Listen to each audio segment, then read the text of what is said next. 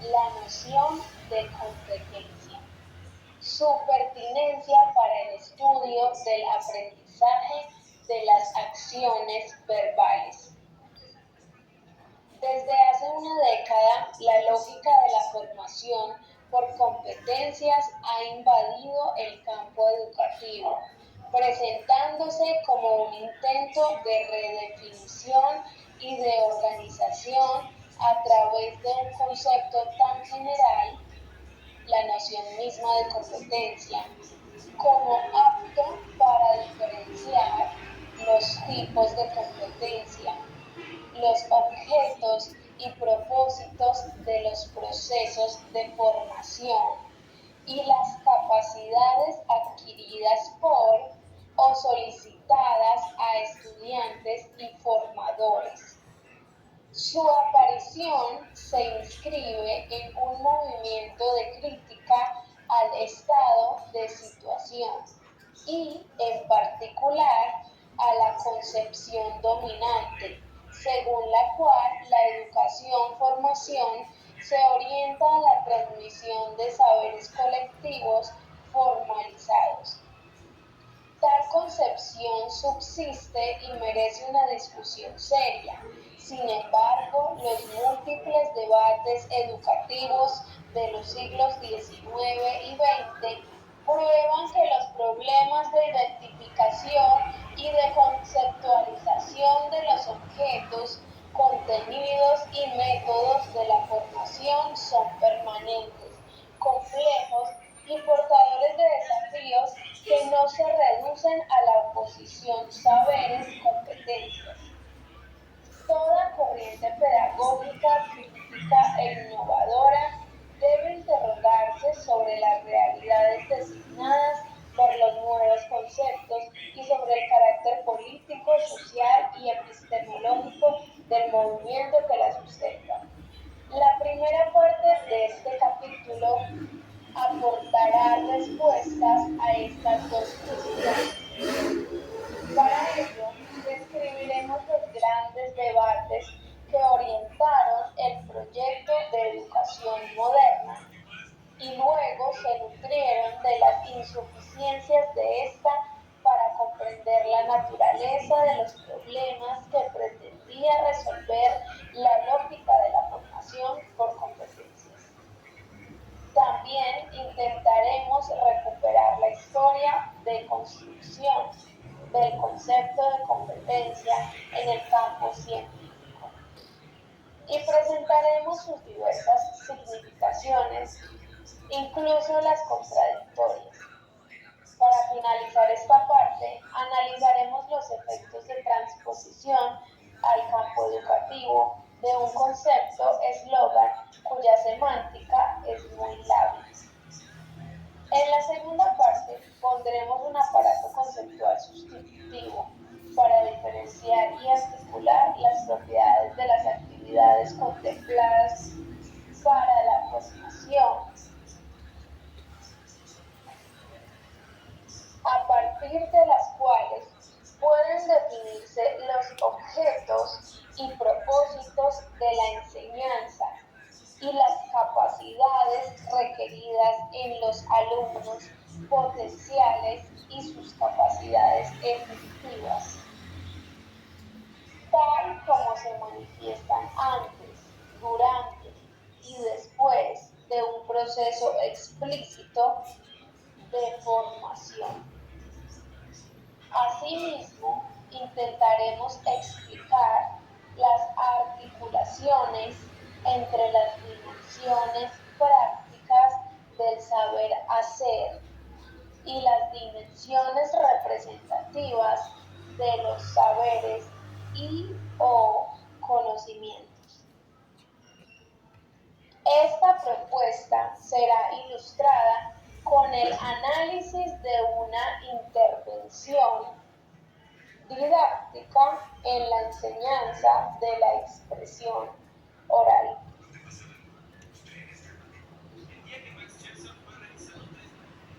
Primero, el proyecto de la educación moderna y sus contradicciones.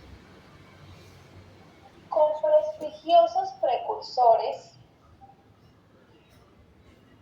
entre paréntesis, Comenio. El proyecto moderno de educación tomó forma durante el siglo de las luces, en el marco de un rechazo global a la visión del mundo y a la concepción de la educación dominantes desde la Edad Media, y que el Renacimiento solo pudo reducir. Esta educación moderna cuestiona el fijismo de un universo estable, lógicamente organizado, cuyas reglas están enunciadas en un corpus intangible de textos, controlado por la Iglesia. También, por otro lado, la concepción escolástica de la educación, resultado natural del fijismo. Formarse es conocer esos textos del saber, memorizarlos y confirmar su pertinencia con ejemplos o ejercicios. Hamelin, 1986, afirma que la ideología moderna se constituyó en el siglo XVIII sobre tres principios opuestos, contrarios, que, bajo los efectos de la revolución y de las evoluciones económicas y políticas del siglo XIX, sirvieron como evidencias para la mayoría de los pensadores, autores de la educación. El principio del progreso de los conocimientos comprobado en el desarrollo de las ciencias y de la industria, y coincidente con el progreso del hombre en su combate permanente contra la ignorancia y el conocimiento, y las limitaciones de la naturaleza.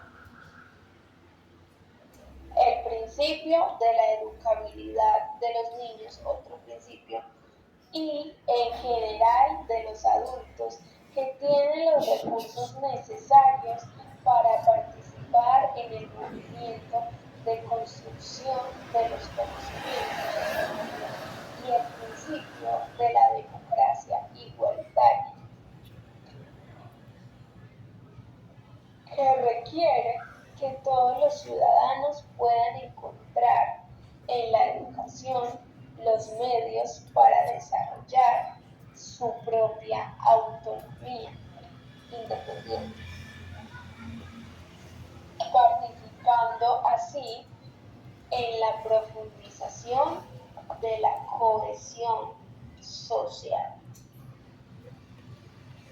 Pero, como lo señala el mismo autor, estos principios produjeron dudas, resistencias contra principios explícitos, debate, etc.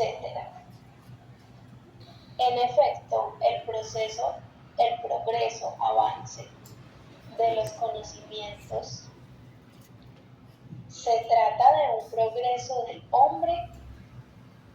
El hombre se siente mejor con la educabilidad, conocimiento, acceso a educación, tal vez, pero las aptitudes, competencias iniciales de los alumnos son genéticas y diferentes, niveles diferentes. Y por otra parte, la experiencia de la enseñanza escolar demuestra que tanto la educación como como la instrucción requieren de algunas reglas. Con la democratización, seguramente, pero teniendo en cuenta que la sociedad es económicamente desigual y que solo se puede preparar a alguien para que encuentre un lugar que más que ser justo está ya antes socialmente predeterminado. Los sistemas educativos públicos instrumentados entre fines del siglo XIX y principios del siglo XX llevan las marcas tanto de la ideología modernista como de la resistencia que le opuso la realidad económica, política y sociológica. Aplicando los ideales modernos, las estructuras escolares fueron objeto de una unificación, generalización, que garantizaba en principio la accesibilidad de todos los ciudadanos a una formación básica y libre acceso de cada uno de ellos, de todos los ciudadanos, a los niveles de estudio superiores y a la universidad. Los programas escolares fueron concebidos desde una lógica que combinaba los objetivos de instrucción, transmisión de saberes. Instrucción es la transmisión de saberes colectivos básicos. Y otro concepto de educación, que es la formación de personas autónomas y capaces de integrarse en el conjunto de valores de la sociedad. Se implementaron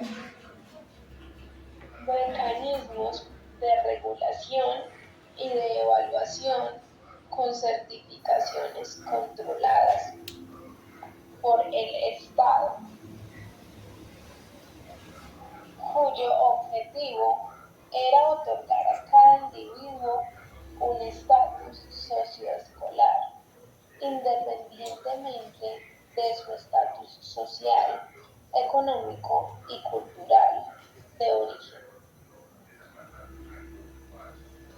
Pero en el interior mismo de este dispositivo se produjo una serie de problemas y de mecanismos traducidos en la atenuación menos y o anulación de los objetivos generales de la educación moderna.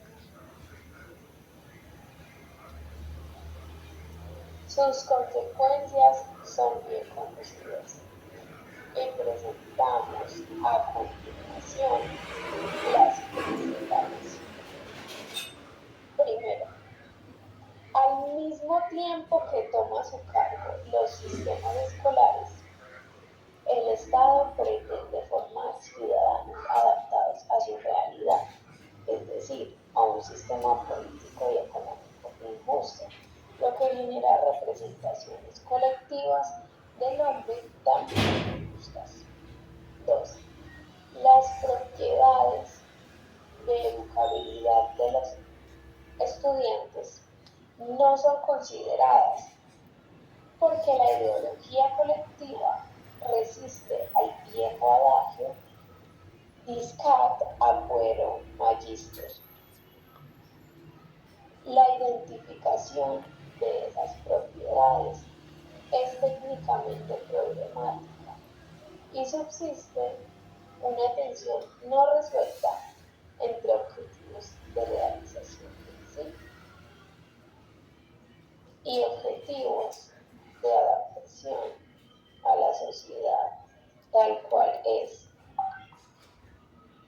métodos de formación siguen impregnados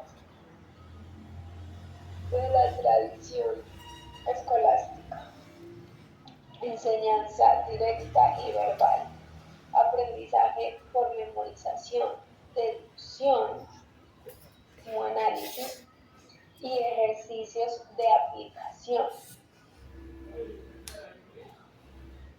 Ese es el tercero.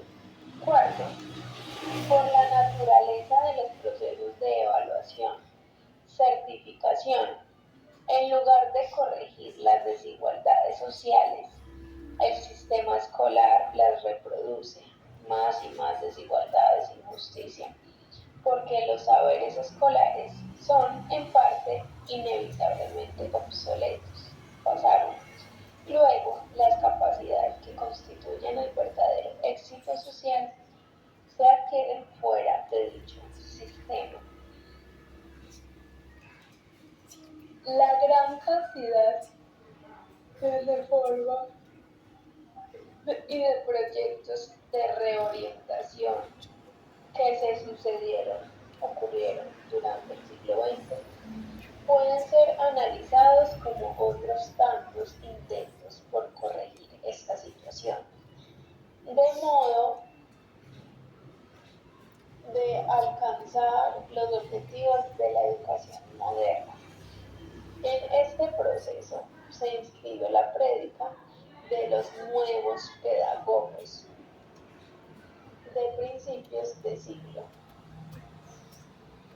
Autor Ferrier, 1921, que bregaban, intentaban una transformación mediante la educación de las organizaciones sociopolíticas y de las representaciones colectivas. También unieron esfuerzos para el desarrollo de métodos pedagógicos basados en las capacidades de acción y la lógica de los estudiantes.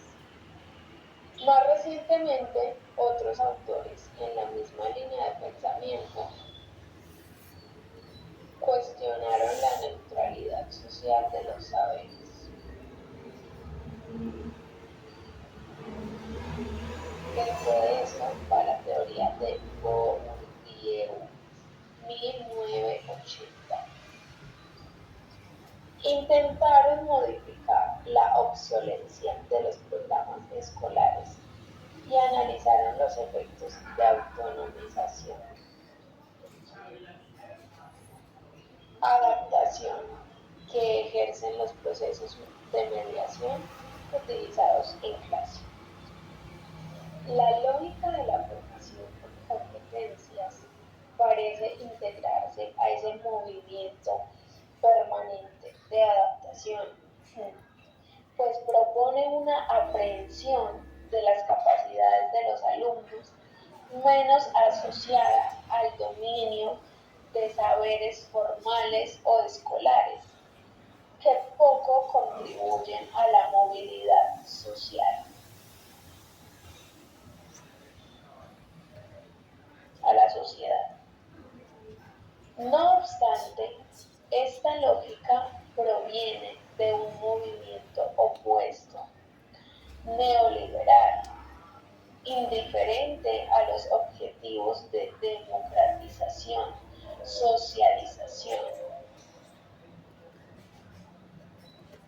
deletrear neoliberal, que apunta esencialmente a formar agentes, estudiantes, ciudadanos, eficaces en situaciones laborales en constante mutación, cambio. Para comprender los desafíos de esta lógica precursora del siglo XXI, se impone importante un análisis del origen y del estatus de la noción del concepto competencia. Segunda parte. Segundo tema.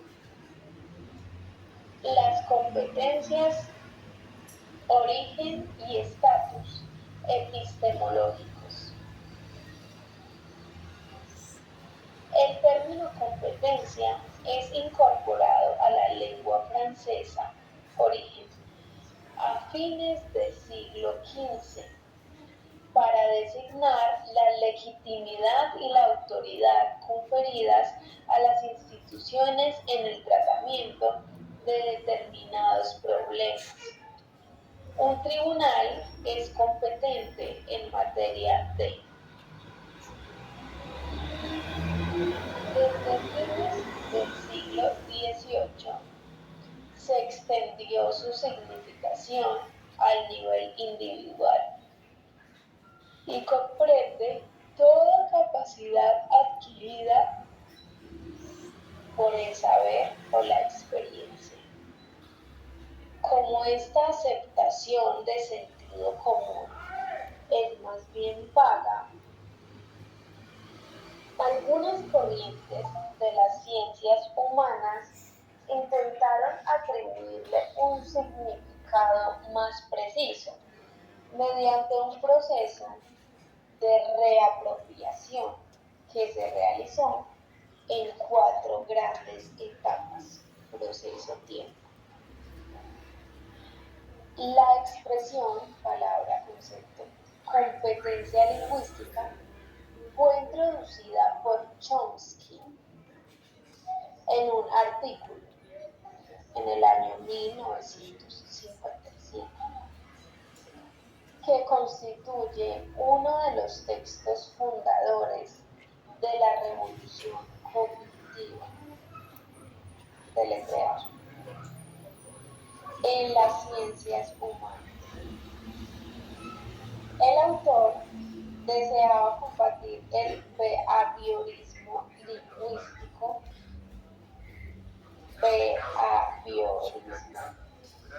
y más específicamente la tesis que afirmaba que el lenguaje se aprende por ensayo-error, condicionamientos, repeticiones, etc. Para Chomsky, la extrema rapidez del niño en la adquisición de las principales unidades y estructuras lingüísticas, así como la celeridad de la recuperación del lenguaje como competencia de lesiones orgánicas periféricas que no pueden explicarse en términos de aprendizaje o de determinismo del entorno no de determinación. Por el contrario, estos fenómenos dan prueba de la existencia de una disposición para el lenguaje innata y universal. Todos los niños pueden. Esta disposición se denomina competencia lingüística e implica la existencia de un órgano mental, cerebro, en el interior de las estructuras del espíritu, cerebro humano, ahí órgano mental.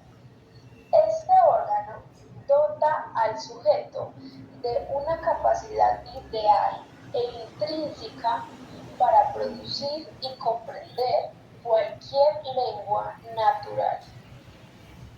Dicha capacidad constituye el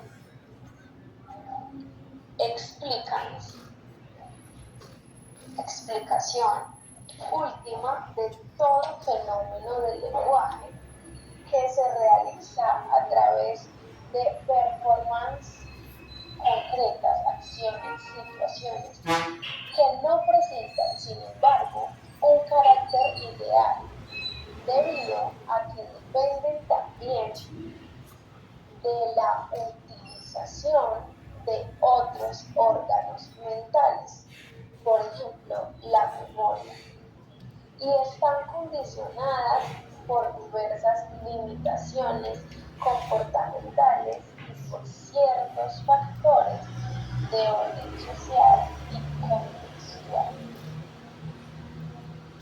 Aunque la existencia y las propiedades de este órgano innato no han sido validadas científicamente, el término competencia conoció el éxito en el campo de la psicología experimental. Portador de connotaciones positivas y marcando el retorno, importancia, atención al sujeto, luego de medio siglo de behaviorismo, deletrear, describir. Se convirtió en un estandarte del racionalismo extremista y en particular del cognitivismo modular.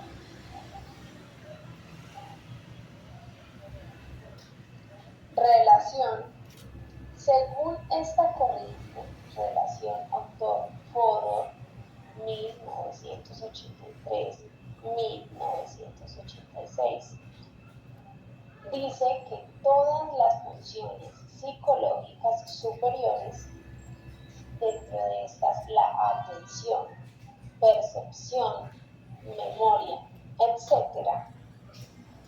son gracias a un dispositivo biológico innato o módulo, y cada sujeto dispone en esos campos de una competencia ideal del mismo tipo que la competencia lingüística.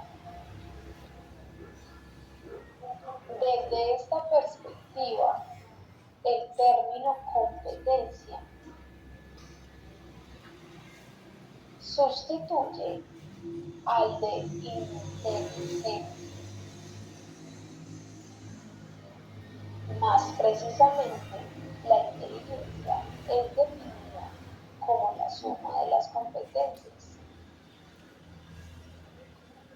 y el desarrollo ontogenético es concebido como la aplicación, adaptación de esas capacidades ideales a las exigencias y estimulaciones del medio, es decir, como un proceso de debilitamiento o de realización parcial de las potencialidades intrínsecas, capacidades, habilidades ya del sujeto, que algunos califican de desaprendizaje. Autores: Melle, con la intermedia, y Weber, 1968. Paralelamente a este primer movimiento de divulgación, el término fue retomado por diversos lingüistas interesados tanto en las dimensiones pragmáticas del lenguaje como en la problemática de la enseñanza de segundas lenguas. En la obra fundadora de esta corriente, libro HYMES 1973-1991, señala que tal vez exista una competencia sintáctica, pero esta es insuficiente para desarrollar un conocimiento funcional del lenguaje. Esto implica la capacidad de adaptar las producciones verbales a los desafíos comunicativos y a las propiedades del contexto, todo lo cual requiere un aprendizaje social.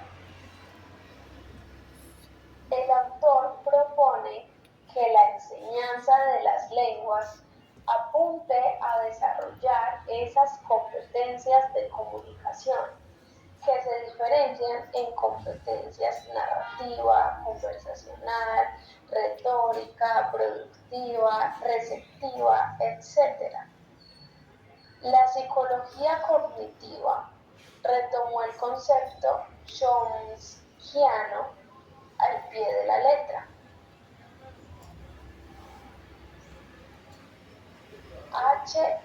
HIMES, por su parte, autor, libro, lo transformó espectacularmente. Dice, la competencia no es de origen biológico, no nace así. Es una capacidad con el tiempo, proceso, adaptativa y contextualizada, cuyo desarrollo necesita del aprendizaje formal, enseñanza o informal. Lo único que subsiste, que todavía está, de la acepción chomskyana original es que la competencia se aprende de la misma manera que otras propiedades del individuo. La última etapa del proceso de divulgación se caracteriza precisamente por la pérdida de este último sema común. Hace una década, el término resurgió en el campo del análisis del trabajo y de la formación profesional, en el marco del cuestionamiento a la lógica de las calificaciones. Para esta última, la formación dota a los estudiantes de conocimientos cuya naturaleza y nivel son certificados por el Estado. Dicha certificación califica a un individuo para la obtención de un conjunto predeterminado de puestos de trabajo. Esta nueva lógica sustitutiva se fundamenta en el hecho de que la flexibilidad de las situaciones laborales exige una constante adaptación a nuevos objetivos y nuevos instrumentos, en especial los informáticos, tecnológicos, y considera que por su carácter estático y declarativo, los conocimientos certificados ya no bastan para preparar a los futuros profesionales. Apunta a ofrecer a estos futuros profesionales competencias, es decir, capacidades más generales y flexibles, que les permitan hacer frente a la variedad de tareas y tomar decisiones de acción adaptadas en tiempo real. En este contexto, las competencias se aprenden a modo de performance solicitadas a los agentes en el marco de una tarea dada. Así, la eficacia de una actividad colectiva determinada es luego proyectada sobre o imputada a los agentes por medio de un proceso de evaluación social, aunque la definición de estas competencias es eminentemente puntual y oscila entre las categorías del ser y del deber ser, deletrear ser. La tónica es considerar que dependen del saber hacer, más que de los saberes, y de las capacidades metacognitivas, más que del conocimiento profundo de los saberes estables. Tercer tema: la formación atrapada por las competencias. Esta breve historia del concepto muestra dos movimientos opuestos. Uno que va de las propiedades del sujeto, competencias así, a su proceso adaptación del medio ambiente. Y otro es el primero. Otro que va de las exigencias del medio a las capacidades requeridas en los sujetos. En el primer caso, las competencias son definidas como propiedades biológicas del organismo humano, absolutas e independientes de todo contexto concreto. Autor de ese tema de la ciencia. Que luego se extienden hasta devenir las capacidades requeridas para acceder al conocimiento de las prácticas sociales, capacidades que, en su forma general, están siempre disponibles en el organismo. La competencia comunicativa. Ellas deben ajustarse, sin embargo, a la realidad histórica de los modos de interacción en uso de un grupo, y su manifestación requiere de mediación social y aprendizaje. En el segundo caso, lógica de formación por competencias, se parte del análisis de las tareas o actividades colectivas, se evalúan la eficacia y la adecuación de los performances de los individuos confrontados a ellas, y luego se intenta deducir cuáles son las competencias necesarias para que los performances sean más satisfactorios, soslayando el carácter innato o adquirido de dichas competencias.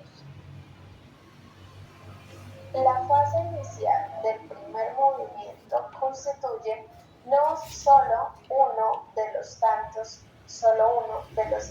avatares del positivismo psicológico para avalar su estatus de ciencia exacta,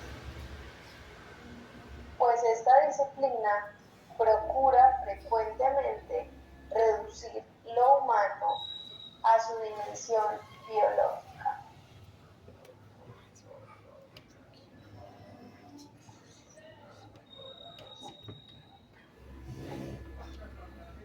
Solamente ya. Su epistemología es refutable. Su tesis, postura, no se basan en ningún corpus de datos empíricos validados, investigación, y además no presenta interés alguno para la educación-formación, ya que no otorga ni entidad ni importancia a los aprendizajes naturales o formalizados escolarizados.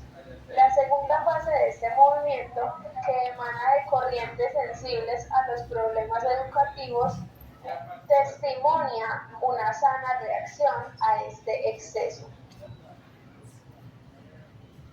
Sin embargo, se trata de una reacción confusa, porque apunta a completar el concepto chomskiano con conceptos epistemológicamente incompatibles.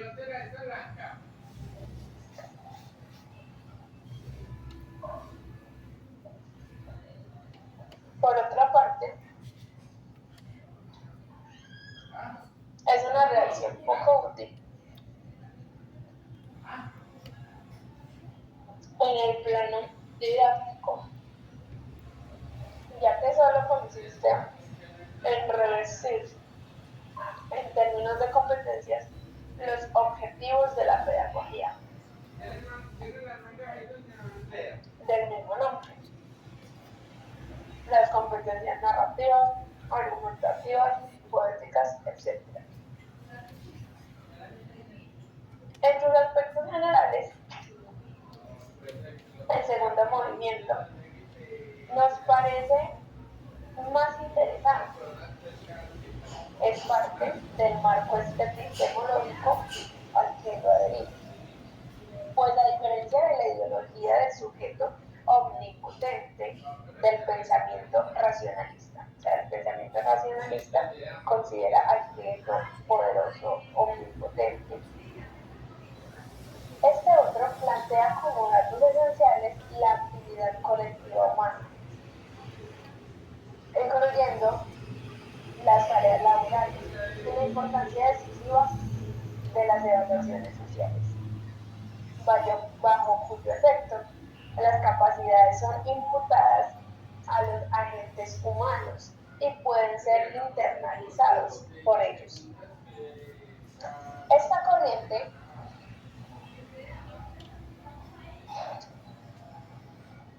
tiene el mérito de intentar redefinir los contenidos de la formación para una mejor adaptación a las situaciones concretas de la vida,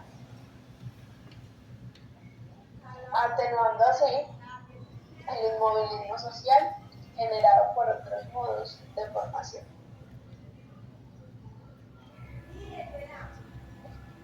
Pero también presenta algunas lagunas y peligros. Lagunas en el carácter monolítico y lábil de su concepto eslogan. Peligros porque la lógica de formación por competencias nos llega desde los poderes económicos y está asociada a un proyecto de desregulación neoliberal al que hay que resistir firmemente.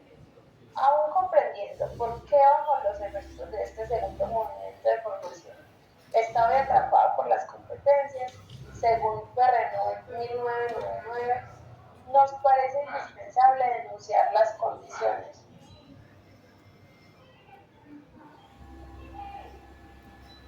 de uso de dicho concepto y los objetivos sociopolíticos para los que algunos quieren que sirva.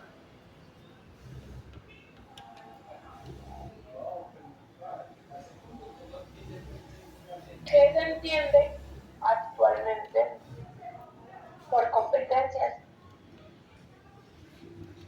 Según autor Levoyer,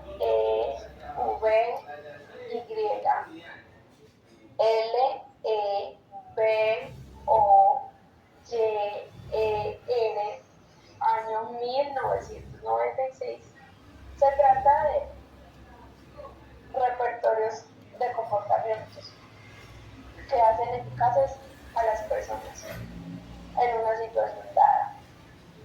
Para otro autor, Tardif,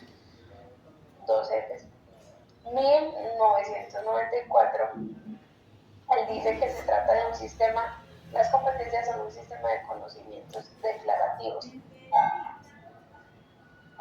condicionales y procedimentales organizados en esquemas operatorios para la resolución de problemas. Otro autor, nombre Levoyer, 1994, dice que es un saber actuar reconocido. Otro autor, Taupin, 1995, señala que la capacidad de seleccionar y de reunir en un todo aplicable a una situación dada, saberes, habilidades y actitudes. Y para otros expertos se trata de esquemas generadores de fuerzas simbólicas estructurales e incluso de hábitos. Todas estas definiciones comprenden la problemática de las competencias a partir de un análisis de la eficacia de las intervenciones en tareas situadas. Sobre esta base, pero sin tratar realmente la relación entre el deber ser en la tarea y el ser de los agentes implicados, resulta que las competencias son imputadas a formatos cuya estructura es sociológica o a las propiedades psicológicas de los sujetos.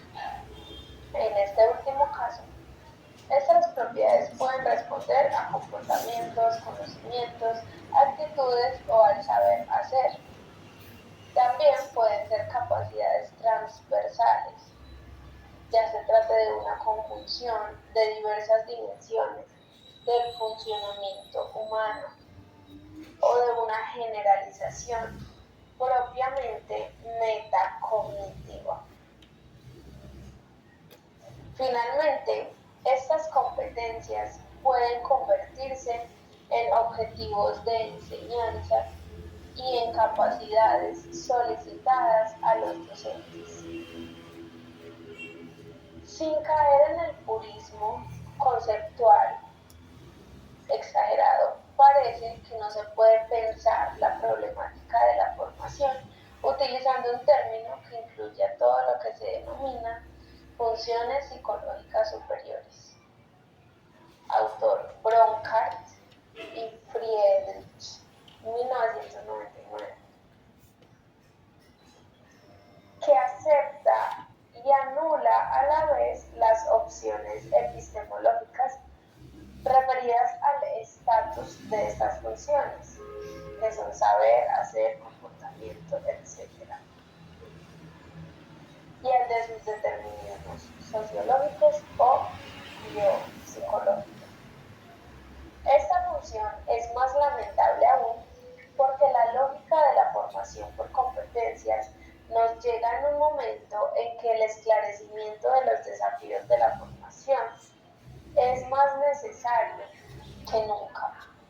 En los años 90 vimos la caída del muro, la derrota económica y social del socialismo llamado real, y por consiguiente el éxito del capitalismo. Esta situación realimentó una ideología general muy eficaz, según la cual, habiendo desaparecido las clases sociales, las leyes del mercado son la base del orden social y el comercio globalizado sirve de lazo natural entre los diferentes actores. La desregulación económica, destrucción de los mecanismos de control del Estado y del contrapeso de los sindicatos se inscribe en esta perspectiva y se prolonga naturalmente con objetivos de desregulación educativa.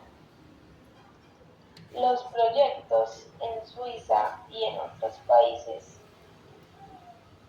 de integración de los sistemas de formación en una lógica de mercado participan de esta empresa, así como de la lógica de formación por competencias que emana de la patronal.